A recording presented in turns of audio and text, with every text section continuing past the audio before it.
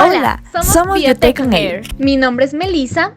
Y yo soy Leslie. En nuestro primer episodio les habíamos hablado sobre Alexander Fleming y el inicio de los antibióticos con la penicilina. Y pues hoy les traemos un tema que es realmente preocupante. Un enemigo que creo yo es bastante silencioso, y no hablo del caso que vivimos hoy en día, sino de la resistencia a antibióticos.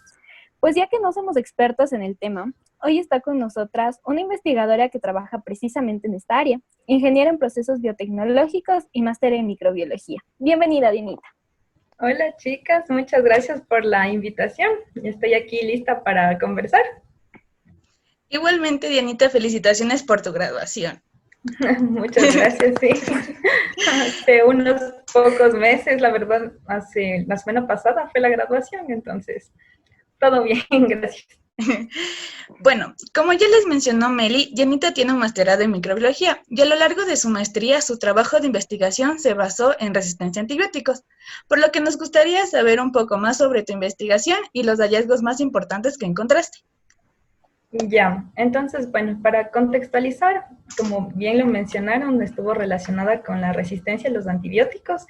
Básicamente estábamos tratando de ver ciertas prevalencias, ver qué tal estaban, nuestro sujeto de estudio fueron niños, y lo que nosotros tratábamos de hacer es ver cómo cambiaban estos perfiles, digamos, de resistencia a ciertos antibióticos en el mismo niño a lo largo del tiempo. Entonces, lo que nosotros tratábamos de decir, ¿no es cierto?, es que en un punto específico del tiempo, un niño particular que en teoría estaba sano, no tenía en sí ni diarrea, no tenía nada que te haga pensar que esté enfermo, ¿ya? Aparentemente sano. Queríamos ver sus bacterias que estaban presentes en su materia fecal, resistencia a qué antibióticos tenía. Entonces, bueno, hicimos algunos análisis, vimos en el perfil de resistencia y sí, nosotros pensábamos que íbamos a encontrar ciertas resistencias, pero que no iban a ser tan altas como encontramos. Entonces, bueno, y al mismo tiempo nosotros decíamos, como es un estudio observacional, pensábamos que no iba a cambiar, tal vez si es que en un punto específico del tiempo el niño era resistente a algún tipo de antibiótico, digamos. Si es que nada cambiaba en su estilo de vida, nuestra hipótesis era que no iba a cambiar. O sea, si es que tú le analizabas al mismo niño a los 6 meses o al año, esas resistencias iban a permanecer. Pero no fue así. Vemos que esto es algo súper cambiante y para todos fue una sorpresa que no se mantengan, o por lo menos tratar de ver que primero no estaban siendo resistentes a los mismos antibióticos y al mismo tiempo que no eran las mismas bacterias que aislábamos en los niños, sino que tanto las bacterias y su resistencia o sus genes que le conferían esta resistencia eran diferentes. Entonces, eso básicamente fue mi investigación. ¿Y algo como que te haya llamado la atención de tu investigación? Habían niños, como les digo, primero que lo interesante es que estos niños no tenían ni 5 años de edad. Entonces, primero que como les digo, eran relativamente sanos y al mismo tiempo que encontrábamos bacterias con genes de resistencia, incluso algunos antibióticos que no son utilizados como de primera línea, sino que tú aplicas estos antibióticos incluso ya cuando son infecciones que son resistentes, digamos, a los los de primera línea. Entonces ya eran a unos más, no quiero decir como avanzados, pero sí que no se los utiliza de una forma recurrente. Entonces eso también es algo preocupante. Ajá. Dianita, yo había estado leyendo un documento que decía que probablemente como que estas resistencias no se deben únicamente como que cuando suministramos antibióticos, sino que también ya están en la naturaleza como tal, y estos mecanismos se aprovechan ya cuando se suministran más bien los antibióticos. Exactamente, o sea, lo que es importante mencionar que esto ya es algo que, ¿cómo decir? Que ya se salió de nuestras manos, se salió de nuestro control. O sea, no es algo que generalmente tú dices, yo dejo de consumir de una forma no tan adecuada los antibióticos y ya, todo va a estar bien. No, sino que esto está en todos los lugares. Y más que nada, las enterobacterias son las bacterias que son de más, ¿cómo te digo? Como que de importancia, que deben ser consideradas. Más que nada porque, digamos, en nuestro tracto gastrointestinal están básicamente E. coli, digamos. ¿Ya? Entonces, lo que es importante decir es que este tipo de bacterias puede permanecer viable en la naturaleza. Entonces, como se mantiene ahí, la verdad es que si es que no se replica con tanta facilidad, pero está viable ahí. Entonces puede haber un punto en el que llegue al agua o llegue, no sé, tú regas con esa misma agua de los ríos a los cultivos y eventualmente vuelve otra vez al ser humano. Entonces, sí es verdad, ya están estos genes y estas bacterias en la naturaleza, entonces no es algo que, o sea, ya traspasó esos niveles, ajá, entonces no es algo tan fácil como que de manejar o tratar de contener. Y yo tengo otra pregunta. ¿Y la resistencia de antibióticos crees que es más fuerte en niños o en adultos o están ahí por igual? O sea, más que en niños o en adultos, la verdad es que depende de qué es lo que está ahí. O sea, por ejemplo, hay no solo hay o sea, hay un montón, millones de microorganismos en el intestino. Entonces, las que son de nuestro interés son aquellas que están más del 50%. O sea, estos son, como les digo, las dominantes. Así se conocen, estas bacterias que están en una proporción más que nada mayor al 50% en su abundancia relativa. Entonces, estas específicamente son las que tienen una mayor capacidad o una mayor, más que capacidad, como que una mayor probabilidad de transferir estos plásmidos, estos genes, a otras que están en la microbiota. Entonces, una vez que ya pasan y estas resistencias se vuelven algo tan común que, por ejemplo, tal vez una persona está ingiriendo estos antibióticos, entonces genera esta presión selectiva. Entonces, más que estar en niños o en adultos, depende de cada individuo. Ajá. Entonces, como para comenzar ya, y vamos a inaugurar con Dianita nuestra primera sección llamada Aclarando Dudas. Entonces, tenemos un montón de preguntas que nos gustaría que nos ayudes respondiendo. Y bueno, entonces para hoy nuestro objetivo es que nosotros siempre hemos escuchado opiniones acerca de este tema de resistencia a antibióticos, pero desde un punto médico. Entonces ahora con la ayuda de Dianita vamos a poder aclararlos desde un punto científico. Mi primera pregunta va dirigido a una anécdota que justo antesito estábamos comentando con Les, que no sé si a ustedes les ha pasado, pero a mí me pasó una vez que fui al médico y tenía una molestia estomacal súper fuerte. Y el doctor lo que me dijo, bueno, te va a mandar antibióticos a ver qué pasa. Entonces, pero no tuve ningún diagnóstico previo, o sea, como que algún examen o algo que me diga, bueno, tiene tal cosa. Entonces, queríamos preguntarte, Dianita, es que si cualquier enfermedad causada por patógenos puede ser curada por antibióticos. Ya, entonces, bueno, la verdad es que en este caso, cuando por ejemplo tú vas, como tú mencionas, ¿no es cierto? Fuiste a tu doctor y lo que él quiere es que tú te cures lo más rápido posible. Entonces, generalmente, obviamente sí te tiene que pedir algún análisis de heces para que nosotros podamos ver qué es lo que te está causando el problema, ¿ya? Pero este tipo de resultados se demoran entre 24 y 48 horas. Entonces, obviamente no va a esperar ese tiempo para decirte, sí, tal vez esto, o sea, él te va a medicar de una. Pero sí es importante hacer este otro tipo de seguimiento, este otro tipo de diagnóstico, como para ver en general qué es lo que te está causando, ¿ya? Y lo que es importante mencionar es que los antibióticos afectan, bueno, dependiendo, si es que son de amplio espectro, matan a todos los tipos de bacterias, por lo menos a aquellas que sean sensibles, ¿ya? Entonces, eso es una cosa a considerar. Entonces, no es que solo va a atacar exactamente a la bacteria o al cúmulo de bacterias que te están haciendo daño, sino que eso mata a todos, a los que sean más que nada sensibles. Si son resistentes, ahí es el punto en el que estas tienen la capacidad de proliferar, digamos. Entonces, ahí está el primer problema. De ahí el segundo problema también es que si tal vez no había nada malo, o sea, si es que no había una bacteria ahí que te estaba haciendo este daño, esta patología, y tal vez era un virus, el hecho de que te haya enviado un antibiótico no va a hacer nada, o sea, eso va a ser más que nada, va a alterar tu microbiota y va a generar este desbalance únicamente. Pero entonces, o sea, sí depende, necesitan hacer este análisis justamente para ver si es que había algún patógeno ahí, y más que nada ver qué naturaleza tiene, para ver si es que eventualmente el diagnóstico que él te dio fue algo bueno o algo malo. Entonces ahí como para decir, sí, bueno, sí le diagnostiqué bien. Entonces, sí es como que, sí le entiendo un poco como que se tira y afloja, pero si es que era una infección vírica, no va a generar nada. Entonces, Janita, bueno, mucha gente también cree que tomando los antibióticos o el medicamento que le receta el doctor, como que se va a curar completamente. Entonces, los antibióticos tienen un 100% de efectividad. Siempre y cuando completes la dosis que te dicen y si tomas a sus horas. Entonces, por ejemplo, si es que te dice el doctor, tome esto por 7 días, entonces religiosamente tienes que hacer eso, porque eventualmente si es que no cumples en sí, el tratamiento queda a la mitad y justamente generamos esta resistencia a los antibióticos. Entonces, si es que ya te receta, lo ideal es que seas cumplido con el uso y que también seas responsable. Entonces, si es que fue un buen diagnóstico y está atacando justamente al patógeno que te está haciendo daño, te vas a curar. Pero si no era el caso, pues probablemente seguirás enfermo y tendrá que optar por otra alternativa.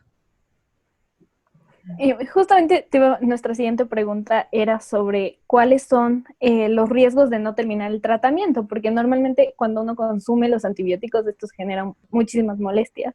Entonces, ya cuando uno ya pasa un par de días, dice, bueno, ya me curé y ya no me termina el tratamiento porque realmente me está molestando. Entonces, ajá, o sea, cuéntanos un poquito de cuáles son como que los riesgos justamente de no terminar con un tratamiento de antibióticos. Ya, entonces básicamente, si es que tú dejas de tomar estos antibióticos, ¿verdad? Lo único que vas a generar es que las bacterias que estén ahí, digamos, que son sensibles a este antibiótico, bueno, si es que son sensibles ya van a, ¿cómo te digo? Como que ya no van a estar ahí, ¿ya? Pero puedes generar esta resistencia. Tal vez si es que tú dejas de consumir el antibiótico, las poblaciones que en un principio como que eran sensibles pueden, que sean resistentes en un principio pueden proliferar y eventualmente estas son las que van a ser dominantes en todo caso, ¿ya? Y estas son las que van a generar que el tratamiento no sea tan eficiente, ¿ya? Porque justamente como dejaste de tomar estos antibióticos, les das este chance de que ellos se repliquen, ¿ya? Y si es que por alguna, no sé, se pasaron algunos de estos genes, van a ser estos los nuevos causantes de la enfermedad. Entonces, no va a ser efectivo el tratamiento.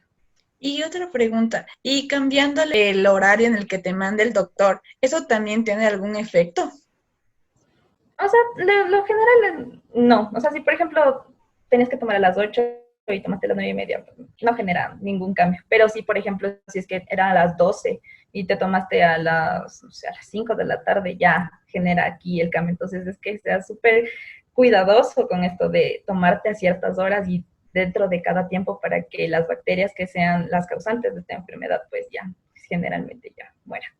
También estaba buscando en internet preguntas como que frecuentes y hubo una que me llamó mucho la atención y es si es que los seres humanos nos podemos volver resistentes a los antibióticos.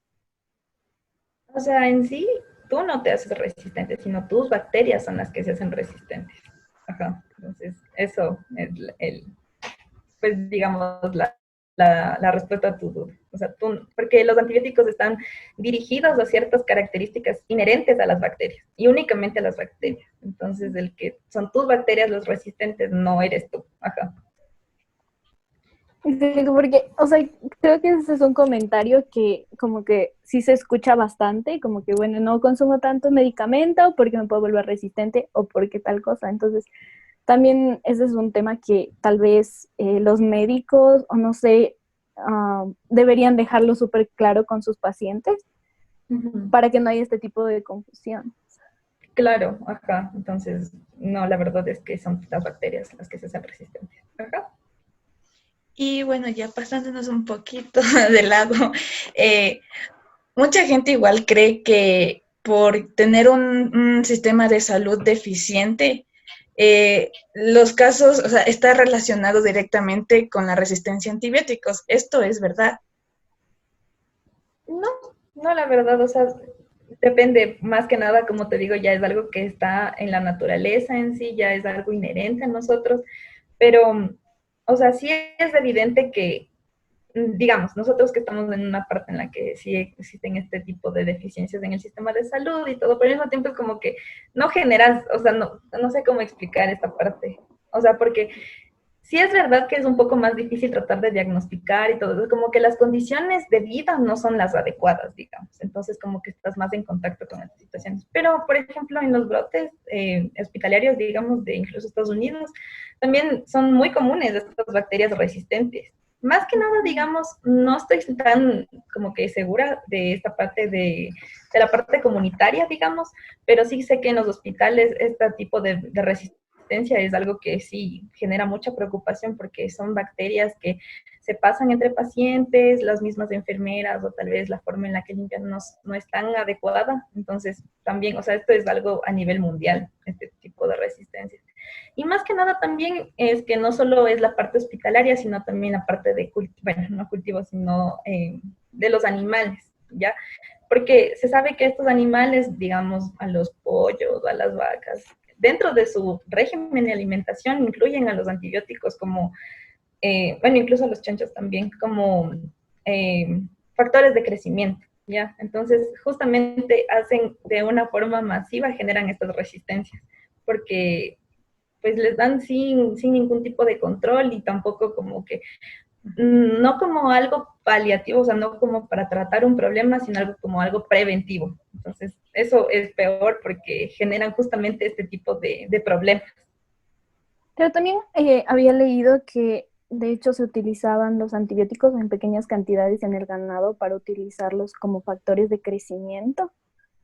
Entonces, ¿se podría decir que realmente esto sí es como que un factor de riesgo para estos casos? Exactamente, porque generalmente, digamos, nosotros que, digamos, en algún momento específico tú comes, ingieres carne, tal vez no está bien cocinada o tal vez tiene algún poco de resto de materia fecal, ingieres ese pedazo de comida o carne, lo que sea, entonces ahí vuelven a entrar las bacterias estas que son resistentes, a las que han estado expuestos durante mucho tiempo a un antibiótico específico, llegan a ti y pues si son las condiciones apropiadas pueden proliferar. Yo también por eso creo que es un problema súper grave que, bueno, la gente ahorita, no sé, bueno, pero para mí consumir comida como que no está bien cocinada es un problema súper grave. Porque tú no sabes lo que está ahí y la gente no sé, igualmente, por ejemplo, en el momento de tú comer una concha, la gente piensa que poniéndole limón ya se cocina y mató todo. Y después viene con los problemas de que las personas que vienen de la playa y vienen al doctor y dicen, tengo estos síntomas y el doctor le pregunta y bueno, ellos tampoco no saben aclarar o explicar mucho el tema y bueno, al final saben que comer comida cruda es un problema súper, súper grave. Claro, y más que nada si es que no estás segura cómo fue tratada antes. Entonces sí, también es un problema. Ahora otra cosa que también tienen que fijar es que esta resistencia no está contenida solo a los patógenos, sino que son bacterias que generalmente, digamos, son comensales, como puede ser E. coli, o sea, E. coli sí puede ser, digamos, patógena, en sus variantes, pero también hay la otra, la que en sí no te genera nada, pero está ahí presente, entonces tiene estos genes de resistencia. Entonces, estos pueden ser al mismo tiempo las que proliferen y puedan ser transmitidas a otras bacterias que sí pueden ser patógenas. Entonces, eso también hay que tomar en cuenta. Bueno, Dinta, ahora tenemos una pregunta más bien dirigida al laboratorio. ¿De qué manera nosotros podemos identificar como investigadores si es que una bacteria es resistente a cierto antibiótico? Ya, en el laboratorio se generan estos análisis que se conocen como antibiogramas. Lo que tú haces es que, bueno, brevemente para resumir el proceso, es que tú tienes tu muestra de heces, ¿verdad? Entonces tú coges con un hisopo, le metes ahí y siembras en un agar que, digamos, es necesario o tal vez útil para que estas bacterias proliferen en ese lugar. Entonces, para nuestro microorganismo de preferencia siempre es analizar E. coli, ¿ya? Como les digo, generalmente estas bacterias son las que, si bien proliferan en nosotros, también pueden ser viables en el medio ambiente, ¿ya? Entonces, lo que tú haces es sembrar, o sea, bueno, se conoce como sembrar a esto de poner el hisopo en un medio selectivo, le pones ahí, y bueno, esperas un tiempo prudencial, generalmente de un día para otro. Después lo que tú haces es coges una de estas colonias que se conocen, coges una de esas y lo que haces es una solución para tú saber, o sea, bueno, pones sé, esa colonia en una, bueno, es solución salina, ¿ya? Entonces tú lo que haces es llegar a una cierta turbidez y tú lo que colocas de esta solución es en un agar mucho más grande que se llama Müller-Hinton, puede ser, por ejemplo, y haces una siembra total en este agar, ¿ya? Entonces lo que haces luego es poner ciertos, bueno, son antibióticos chiquititos en discos y se pone a lo largo de este agar, digamos que es un plato gigante y pones ciertos antibióticos, ¿ya?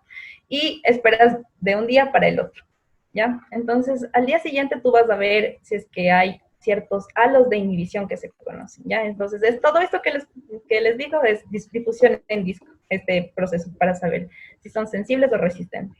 Entonces, lo que se sabe es que si las bacterias fueron capaces de crecer junto al antibiótico, son resistentes.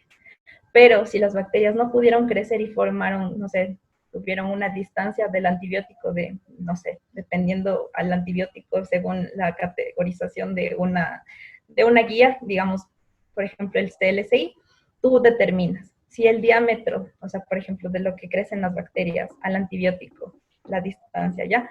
Eso sería el radio.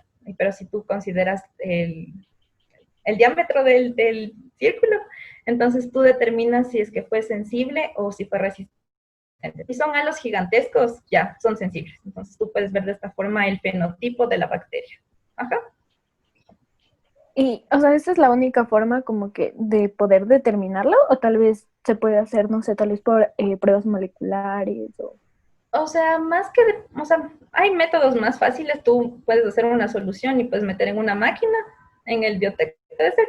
Entonces tú ves, o sea, ahí por la turbidez tú expones a la bacteria a una solución específica que tiene las concentraciones de antibióticos y la máquina misma te dice si es que hubo crecimiento o no en base a su turbidez. Esa es una forma mucho más rápida. Hay otra forma en la que también no solo puedes usar los antibióticos como que en discos, sino también puedes determinar. Hay estas que se llaman los MIC, no sé si han visto estas tiras gigantes que son como que elipses. Entonces, en sí son como una reglita. Entonces, desde la parte inicial no hay nada de antibiótico y en la parte final hay un montón de antibiótico. Entonces, se genera como una elipse el crecimiento de la bacteria. Entonces, el punto en el que se corta, ahí tú ves hasta qué punto ellas pueden crecer en exposición a este antibiótico. Entonces, si cumple, o sea, si está por encima del parámetro, pues entonces son sensibles. Ajá. Y, Dianita, en este caso, o sea, con esta prueba que hay la formación de la elipse, ¿esto también puede guiar al momento de recetar para saber como que más o menos cuál debe ser la concentración o la cantidad de antibiótico que tiene que tomar una persona? Exactamente, ajá. Sí, básicamente tú ves si es que existen, no sé, la dosis a esta concentración, entonces tú determinas, ¿no es cierto? Tal vez esta es la específica para esta bacteria en particular, pero como te digo, no puedes generalizar que para todas las bacterias sea esta la concentración. Ajá. Claro. Y otra pregunta, o sea, si ya, por ejemplo, hay mucha gente igual que tiene su botiquín en casa, le da alguna enfermedad y no sé, la gente se puede automedicar o diagnosticar así por ellas mismas. No. Lo ideal y lo recomendable es siempre que no se automediquen, justamente por esto que no puede ser bacterias lo que te está haciendo daño, sino que puede ser un virus, puede ser cualquier otra cosa. Entonces, si tú te automedicas, incluso puede ser el caso en el que el antibiótico que tú estás ingiriendo no es ni siquiera para el que necesitas. Entonces, no, lo recomendable es siempre pedir asistencia médica. Ya, Dianita, y queremos preguntarte, o sea, si es que más bien, tú nos puedes explicar un poquito en qué consiste la prueba de sensibilidad antimicrobiana. Sí, justamente es esto que les mencioné hace un minuto. Tú haces el antibiograma, expones a esta bacteria a diferentes antibióticos y tú miras cuáles son sensibles y cuáles son resistentes. Entonces, tú en base a esa categorización, tú puedes recetar al paciente cuál sería el antibiótico de preferencia para ese caso en particular. Ajá. Y de acuerdo a con lo que estábamos leyendo con Les, vimos que en algunos países es obligatorio realizar esta prueba previo a recetar. Entonces, queríamos saber si es que en Ecuador es obligatorio realizar estas pruebas previo a brindar el tratamiento o No, no, la verdad es que eso no pasa. Ajá. No, como te digo, o sea, básicamente lo que nos contaste al inicio es lo que generalmente pasa. Te medican para lo que sea y luego van comprobando si es que fue el diagnóstico más adecuado para tu caso particular o si no, pues simplemente cambian y te dicen, ahora vamos a tomarnos este antibiótico mejor. Ajá. Pero, o sea, sí sería recomendable como que, o sea, si fuese obligatorio, tal vez como que por seguridad y Claro, también o para que no sea, haya ajá. esto de la resistencia a antibióticos, tal vez como que eso podría ayudar a frenar un poco. Sí, justamente, o sea, la verdad es que yo no conozco si es que hay no sé, como que algo en la ley o algo en el que te diga en un protocolo, tienes que hacer esto exactamente, pero no es lo que generalmente pasa, y eso sí, sí, eso sí pasa. Ajá. Y solo las personas que toman los medicamentos, ellos también, o sea, pueden tener resistencia a ese antibiótico. O sea, no generalmente, como te digo, estos niños no estaban, o sea, de los que yo hice el seguimiento, estos niños no estaban expuestos a antibióticos, pero las bacterias que estaban en su materia fecal sí tenían resistencia. Entonces, eso también es algo que, o sea, dices, o sea, ya está dentro en sí, en todas partes. Entonces, no necesariamente, o sea, es algo que no solo depende de los humanos, sino que esto también ya se va al grado también de cuidar el medio ambiente, también cuidado adecuado de los animales, como les digo, entonces es algo que ya no depende solo de uno, o sea, a pesar de que tú no hayas estado expuesto a un antibiótico específico, puede ser que tus bacterias sí tengan estas resistencias. Y bueno, algo que también contribuye a esto es la mala, digamos, el mal tratamiento de las aguas. Entonces, nosotros en particular, digamos, no tenemos este buen, como que forma de tratar las aguas residuales, entonces todo eventualmente vuelve al río. Y ya están bien lejos, pues ya aparece un agua adecuada para regar los cultivos o para dar de comer a los ganados, o sea, para que beban el ganado. Entonces, incluso la gente puede incluso ingerir esta agua, que no es potable, digamos. Entonces, sí, es un problema que sí debemos tenerle consideración. Dianita, tengo una pregunta que me surge ahorita. ¿Podríamos decir que desarrollar nuevos antibióticos es la mejor solución que tenemos por ahora para poder afrontar la resistencia a antibióticos? ¿O tenemos O sea, la otras mejor opciones? alternativa, ajá.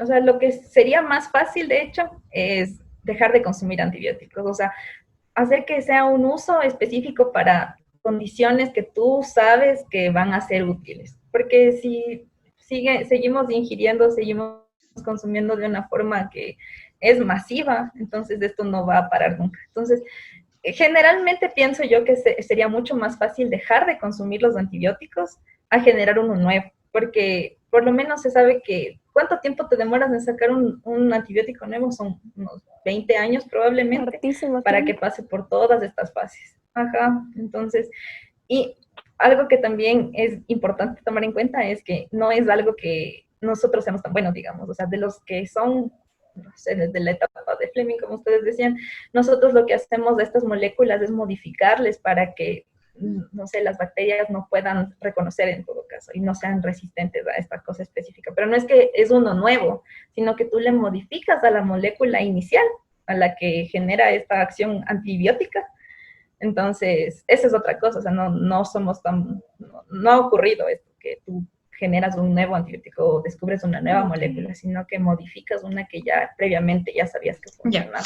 Entonces, Dianita, ya para terminar, ¿nos podrías contar sobre si existen tratamientos alternativos versus consumir antibióticos? Ya, entonces, bueno, mi conocimiento sé que hay ahora, por ejemplo, en las granjas avícolas, lo que se está tratando de utilizar ahora son fagos específicos. Entonces, estos tienen un direccionamiento más específico a cierta bacteria, ¿ya? Entonces, por ejemplo, es diferente en cuanto a los antibióticos, porque los antibióticos son generalmente de amplio espectro, entonces es como mandar una bomba a este tipo, digamos, como ciudades ahí. Entonces, todos se mueren, tanto los buenos, los malos, todos se mueren. En cambio, en estos son específicos para estas bacterias que tú sabes que pueden generar un problema, ¿ya? Entonces ahí se podrían como que tratar de controlar este tipo de bacterias. Entonces, dejas de usar los antibióticos. Y ahora hay otra también, por ejemplo, en los humanos lo que se hace es, por ejemplo, cuando tienes algunas, no sé, tienes un desbalance en tu microbiota. Entonces, en vez de, por ejemplo, hay ahora estos, no sé si han escuchado estos problemas con Clostridium difficile. Entonces, estas, en vez de que tú coloques y les des a las personas un montón de antibióticos como para eliminar, lo que hacen son estos trasplantes fecales. Entonces, no sé, como que tal vez seleccionas dentro de tu familia, no sé, alguien que tenga más o menos tu mismo estilo de vida y que no tenga este problema, entonces hacen este trasplante, cogen un poco de la materia fecal de esta persona y la pasan a ti. Entonces ahí lo que hacen y lo que se ha visto es que este problema en particular se soluciona, porque hay otras bacterias que ganan esta, digamos, esta competencia constante por nicho, por, no sé, por nutrientes, entonces se elimina la bacteria. Entonces, sí, estos son dos ejemplos muy buenos de que, no sé, ya no utilizan antibióticos. Sí. ¿Tú lo harías? ¿Tú tomas? Sí, o sea, digamos, porque me han dicho que, bueno, no me han dicho, pero yo he leído que generalmente son, no sé, son complicaciones muy graves. O sea, las personas no tienen una calidad de vida buena. Entonces, si es la última opción, pues sí, sí lo haría. Ajá. Yo también he leído que los resultados que haciendo este tratamiento fecal sí son efectivos. Entonces Sí. yo también creo que sí lo haría. Si en algún punto Sí, de mi vida, claro, pero lo que sí es importante es que tú veas que primero la persona que va a ser el candidato o el que te va a donar esto tiene que ser primero, como les digo, que tenga el mismo estilo de vida y que tampoco tenga otro tipo de enfermedades. Por ejemplo, si tiene parásitos o si tiene, o sea, son muchas cosas que tú tienes que ver. Entonces, no, o sea, son muchas cosas que tienes que pasar antes de decir, ya, bueno, pónganme acá. Acá. Ya, Vivianita. Y tenemos 3 preguntas extras que nos llegaron a Claro. nuestras redes sociales. Entonces, la primera es, ¿cómo se ve afectada la microbiota tras el consumo de antibióticos? Ya, entonces, como les menciono, generalmente consumir los antibióticos lo que hace es que cambia completamente el paisaje, digamos, del intestino. Entonces, aquellas bacterias que en un momento específico eran, no sé, dominantes, o sea, todo se cambiaría. Entonces, después de que ya terminó esta exposición a esta presión, entonces, generalmente lo que haces es volver nuevamente a la condición inicial, digamos, ¿ya? Entonces, de lo que estaba antes de lo que tú te enfermes, ocurre este cambio abrupto en el paisaje del intestino, pero luego nuevamente las bacterias que sean capaces de proliferar van a ser aquellas que, pues, van a reproducirse y, pues, nuevamente el individuo va a estar no sé, ingresando nuevas cepas o nuevos linajes, digamos, entonces todo vuelve nuevamente a, no sé, cambia de lo que estaba antes a lo que estaba después, pero se regenera. Ajá. Entonces, consumir medicamentos genéricos o sea, ¿cuál es la diferencia entre consumir los medicamentos genéricos versus los de la casa comercial? Verás, en general, las dos lo que hacen es que tienen la misma molécula, ¿ya? O sea, el mismo principio activo, entonces funciona. Pero las otras tienen como que una pureza un poco más grande de lo que, o sea, le purifican más, digamos, ¿ya? En cambio, la otra sí tiene algunos elementos tras, entonces, pero funcionan de la misma manera. Ajá, por eso son más baratos, porque la purificación no pasan por este proceso, digamos, o tal vez no es tan eficiente. Pero no quiere decir que, o sea, lo que quiero decir no es que no sean eficientes, sino que sí funcionan, pero sí consumes al mismo tiempo estos elementos tras. Y la última pregunta es, ¿cuál es tu opinión sobre estos productos que prometen eliminar el 99.9% de las bacterias, ya sea como que, por ejemplo, los jabones de manos, ese tipo de cosas? Ajá, o sea, tal vez, ¿cómo decir? No sé, es como que la forma fácil de no equivocarse, o sea, elimino todo menos esto de aquí. Ajá. Entonces, como que siempre va a haber algo que, si es que usas de una forma, no sé, como que mucha exposición a cierto tipo de bacterias, generalmente se puede generar una resistencia. Entonces, o sea, no están mintiendo, pero tampoco te están diciendo la verdad. Ajá. Pero, por ejemplo, como que en estos días que todos estamos como que lavándonos las manos todo el tiempo y como que usando jabón igual, como que todo el tiempo, como que tal vez sí puede ser a futuro, a largo plazo, no sé, tal vez un factor de riesgo, O sea, no como creo que afectar la tanto. microbiota de nuestra piel, tal vez. O sea, tal vez de una forma, no sé cómo decirte, la microbiota de la piel es muy diferente a lo que tú encuentras en tu sistema gastrointestinal. Ajá.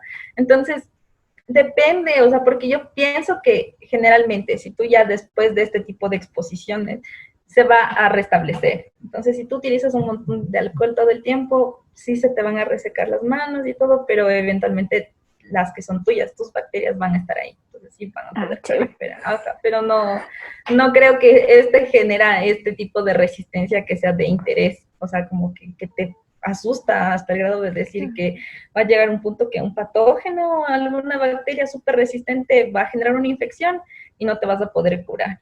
Ajá. Yo como que he estado pensando en eso así desde que comenzó todo esto y así como que me lavo tanto las manos y si luego No. pasa algo. Sí, no. Entonces Ya, la piel chévere, es una Jenny. como una barrera o algo así, porque o sea, ¿cuál es la diferencia entre, o sea, ya específicamente entre el tracto intestinal y la piel?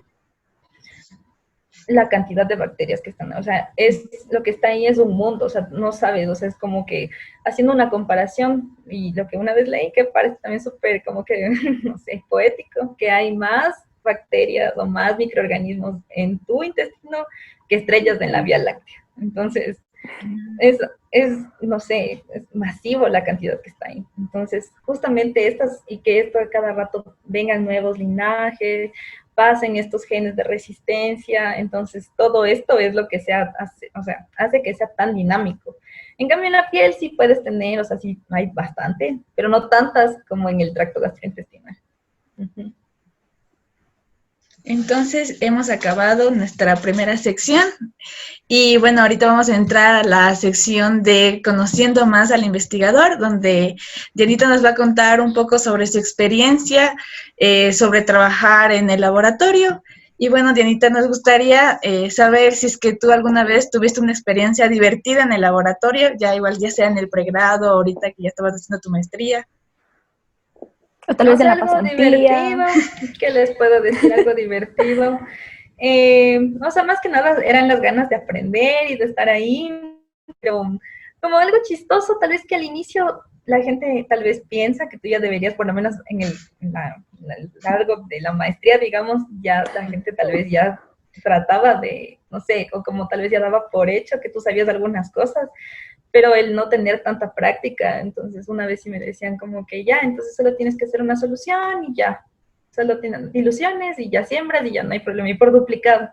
Pero a veces sí era como que, o sea, no entendías nada, no, o sea, sí es un problema, entonces sí, eso fue una cosa que tal vez tú te sentías como que ya debiste saber esto antes, entonces tal vez era divertido que luego la persona diga, no entiendes nada y tú digas, no sé nada, perdón. Acá. Sí, eso sí pasa. Bastante.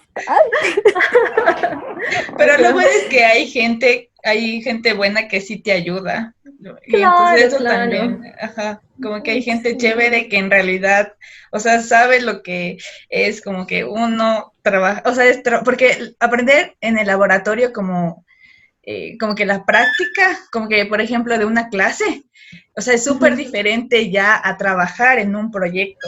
Entonces, porque lo haces una vez, no significa que ya te puedes hacer y puedes hacer 1000 veces eso. Entonces, creo que a todos nos ha pasado eso. Sí, o si no, como que cuando te dejan haciendo algo y tú no entendiste bien, entonces como que tal vez quieres preguntar a alguien, pero no hay nadie más ahí. Entonces, así como que, ay, señor, ¿qué hago? O tal vez piensas, chuta, ya se fregó, ya se contaminó, ya se murió. Ay, no, sí, sí, es terrible acá. Y luego las 24 horas tortuosas, hasta que Sí. esperes al día siguiente a ver si es que creció o no creció. Pero te das cuenta que pasas como que del pánico al alivio, pero en cuestión de segundos, como que dices, chuta de ley, no estrié bien, o tal vez no hice bien el duplicado, y luego dices, ay no, pero sí, yo me acuerdo que sí puse, entonces sí es un poco, más que nada creo que en el caso de la microbiología sí es algo como que debes tener mucho cuidado y ser, por ejemplo, también cuando tú haces las diluciones, digamos, quieres ir hacia más diluido, entonces luego cuando vas desde la más concentrada, luego no sabes bien cuál era la -5, cuál era la -6, entonces también es terrible, pierdes todo, entonces otra vez mejor, para no equivocarte, repites. La Leslie ya así confirmando. Se te confunden los tubos y no sabes si es que pipeteaste eso. Y que Exacto. O como que no Sí, entiendes tienes lo que que rotular. rotulaste. Eso sí, es pero como que esto es un 6 o un 5. sí, la clave es rotular bien y rotular todo, así te parece, no sé, tal vez algo que ya es obvio, no, nunca, nada es obvio, entonces sí es mejor rotular todo. Y también el Y orden creo que evidente- es importante. Sí, Claro, sí. porque si es que lo haces así, igual el tiempo. Uno de los consejos que a mí más También. como que me ha servido es haz las cosas con tiempo. Si es Sí. que tú dices como que, sí, lo hago rápido o tengo que hacer otra cosa, no salen bien. Eso ya es. Sí, y No, más que nada literal. trabajar con anticipación, porque obviamente tú trabajas con material que está estéril, entonces a veces, por lo menos en el laboratorio, sí hay todo un orden, entonces tienes que tener todo el material listo, entonces trabajar sí con anticipación para que tengas todo estéril, tengas todos, no sé, las puntas, los hisopos, y que no te falte nada en el momento en el que ya te sientas a hacer las cosas. Ajá. Sí. Y queríamos preguntarte también, Janita, si es que tienes alguna experiencia estresante o frustrante que hayas como que experimentado, ya sea igual en tu pregrado, en tu proyecto de investigación o en la maestría.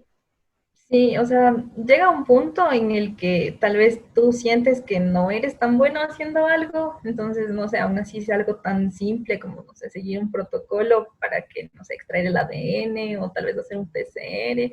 Sí, para mí sí era traumante porque, por ejemplo, yo tenía que hacer como tenía que analizar todas estas bacterias que les decía, entonces tenía que hacer un montón de PCR. Entonces, como que al inicio yo no tenía esta experticia porque yo cuando estuve en el pregrado, yo más me incluí, o sea, me incliné, digamos, por la parte de bioremediación. Entonces, nada de molecular. Entonces, más bien en la maestría traté de involucrarme más en este aspecto y no salía. Siempre se contaminaba, ay no, el control, incluso el control negativo, ya salía igual con banda. Entonces, yo no sabía que estaba haciendo mal. Entonces, no, sí fue súper frustrante, pero al mismo tiempo era como que si es que no avanzabas, porque como les digo, yo necesitaba saber los genes de resistencia y también quería saber si era la misma bacteria. Entonces lo que yo hacía era amplificar ciertos genes que son housekeeping, más que nada para saber si era la misma bacteria a lo largo del tiempo. Entonces, no, o sea, yo lo que trataba de hacer era amplificar un gen específico que sabía que era el que más cambiaba. Entonces, si este era el mismo, entonces tenía que amplificar los otros 6 genes.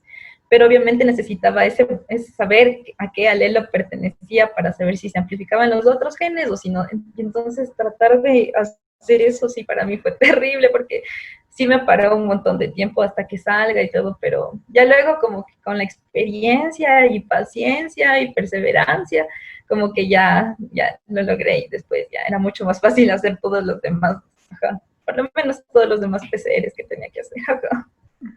Wow. Dianita, ¿has tenido alguna experiencia, ya sea buena o mala, con tu director de tesis en la maestría? O bueno, también en el programa. En la maestría, o sea, no, la verdad es que sí he tenido suerte de contar con personas, por lo menos en el pregrado estuve con Valeria Ochoa y en el posgrado con Gabriel Trueba. Entonces, no, la verdad es que por lo menos no, o sea, ¿cómo les digo? Como tener algo negativo, por lo menos con Gabriel no, más que nada porque cuando yo le decía que no salía nada, entonces mi principal preocupación era que, no sé, tal vez me decía ya no tenemos reactivos, ahora ya no tenemos presupuesto, como que estás gastando mucho, nada está funcionando, entonces, no, la verdad es que él siempre fue como que súper abierto y trataba de decir como que pero bueno, entonces mira qué estás haciendo mal, o tal vez ya, no sé, como que te direccionaba con otra persona que ya tenía experiencia y decía, trabaja con ella para que veas en qué te estás equivocando. Pero no, la verdad, o sea, Gabriel siempre fue alguien que, más que como que reprimirte o decirte que estás haciendo mal, más bien te entendía y te decía como que ya, así es esto, o sea, a veces sale, a veces no sale, pero, o sea, solo concéntrate y ya está, ajá. Sí, yo Creo también que digo que también es eso un es buen, como que, un buen directo. Sí, que ese es Yo un también. consejo que es un consejo que sí es full útil, como que todos entendamos que a veces sale y a veces no sale y exacto. está bien, porque no Ajá. es perfecto, entonces sí es algo que vas desarrollando con experiencia y conforme vas practicando mucho. Claro, y es algo que tienes que tú misma y tú solita tienes que ir día a día y otra vez, aunque sí repitas 1000 veces, o sea, no importa, tienes que estar así solo, como que no importa si es que no te sale, pero siempre y cuando hayas estado concentrada o hayas estado como que haciendo bien el trabajo, o sea, si ya luego ya no sale bueno, pues luego miras en qué te estás equivocando, pero, o sea, no te recrimina, digamos, como que, ¿por qué estás gastando tanto? No sé, perdón. Sí, porque creo que una de las cosas también como que le duele a uno es como que está gastando y los reactivos y lo que se trabaja no es barato. Entonces también, Exacto. ajá, como que tener el apoyo también de una persona que te dice como que no, está bien, estás aprendiendo, o sea, puedes equivocarte. Ujú. Ujú. Más que nada también te da confianza en ti misma, porque imagínate luego otra vez estás súper nerviosa y luego capaz sale todo mal otra vez. Y ya, ahora, Dianita, nuestra cuarta pregunta es, ¿qué materia te gustó más, ya sea igual del pregrado, de la maestría y por qué? La que disfrutaste más. Así A que ver, dirías a como que, mí, bueno, la vuelvo a tomar. ajá, a ver, a mí la que más me gustó y la que más que nada me abrió los ojos y dije, ah, ya, esto es lo que estoy estudiando, fue genética microbiana. Entonces, la verdad sí fue una experiencia como que, ay, no sé, como que te quita una venda de los ojos y no sé, te amplía todo lo que tú pensabas que en algún momento podías llegar a entender de las bacterias o de microorganismos específicamente. Entonces, eso me gusta un montón, más que nada porque está, o sea, bueno, esa materia en general te da Gabriel y te da Paul. Entonces, Gabriel siempre va como por la parte de lo clásico, ¿no es cierto? Te da las bases, te dice, mira, así se analiza un árbol, o así es como que se genera la resistencia, o mira, esto es lo que se hacía antes para ver cómo funcionaba este mecanismo. ¿Ya? Y en cambio, Paul va con la parte de las nuevas tecnologías. Entonces, él ya viene con el secuenciamiento, ya te explica más o menos cómo es que funciona cómo decirlo, como que la ciencia hoy en día. Entonces, ya no examinas tal vez solo una bacteria, sino un montón de bacterias. Entonces, y tratas de analizar no solo un gen, sino todo el genoma. Entonces, eso sí, para mí sí fue como que dije, wow, qué interesante. Entonces, me dio como que, más que nada como la motivación de decir, no, esto sí está súper chévere y este es mi campo. Ajá. Qué chévere. Creo que como que todos esperamos como que encontrar esa materia, así que nos Sí, ayude y sí, nos sí. ayude. Ajá, y en cambio en el pregrado, la materia que más me gustó fue bioremediación. La verdad es que no sé si, no sé, o sea, como que los temas que se topan ahí también eran microorganismos, ¿cachan? Entonces sí, es como que más o menos por ahí está, ajá, mi campo. Ajá, pero entonces ahí, no sé, la Vale sabía explicar tan bien cómo se generaba y de verdad, el saber que existen estas tecnologías para tratar de generar soluciones a estos problemas. Entonces también era súper interesante. Entonces, la verdad, por eso también dije, tengo que hacer la tesis con ella. Ajá. ¿Tus expectativas cambiaron cuando ya ingresaste a la carrera o siguieron siendo las mismas? Tanto igual, creo que más en pregrado, cuando uno no sabe muy bien como que qué era la biotecnología. Ay, sí, eso sí es terrible, porque más que nada yo nunca, o sea, como que nunca tenía esa decisión ya tomada o decía, ya yo, de aquí se termina no sé, el bachillerato y voy a estudiar biotecnología. No, para nada, sino más bien decía, es una mezcla de, no sé, química, biología, que más o menos me gusta, entonces ya, ese es el lugar. Pero después ya igual incluso terminas la carrera y es algo súper amplio, porque como que conoces un poquito de cada cosa. Entonces también es como que es súper amplio, no sabes a qué dedicarte. Ajá. Entonces, no, sí, sí me pasó. O sea, por lo menos yo al inicio bueno, digamos que mi expectativa era tratar de entender de qué va la cosa. Y como que si ya entré, tengo que terminar como sea. Pero como que vas caminando y sí te va gustando. Pues por lo menos a mí sí me gustó, pero igual al salir tampoco estaba tan clara como que por qué campo, porque puedes coger por cualquier cosa, alimentos, puedes ir por esto de bioremediación, o incluso podrías ir por esta parte de, no sé cómo decir, la parte médica incluso, ¿ya? Pero ya después, por lo menos en mi caso particular, era algo que yo necesitaba tal vez un poquito más profundizar con estos microorganismos, digamos. Y dije, ya, tiene que ser algo por ahí, que más o menos ya se entiende, entonces. Ajá, pero sí. Uh-huh. Ya, bien. Ahora más bien nos gustaría saber recomendaciones tuyas. Y la primera es acerca sobre manejar la frustración como estudiante y como investigadora. Ya, eso sí es algo súper importante y algo que, no sé, como que está contigo casi todo el tiempo.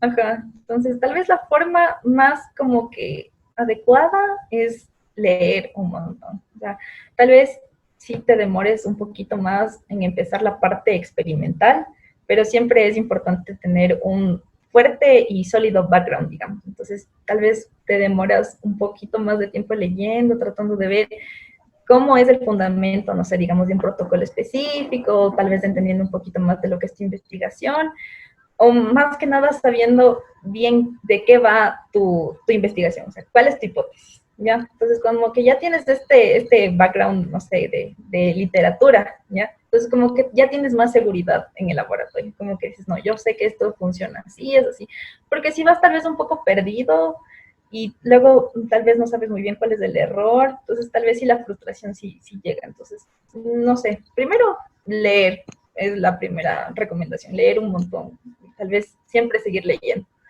De ahí lo segundo es tal vez ser también un poco amable contigo mismo cuando tú aprendes cosas, tal vez cuando no estás tan relacionado con algún tema específico, el que estés aprendiendo, ya es algo que debe ser como que un motivo para que tú te sientas bien, o sea, sí, tal vez no sé, tal vez en sí no eres tan prolija al trabajar, o tal vez hay algo que no estás considerando, pero, o sea, con calma ya.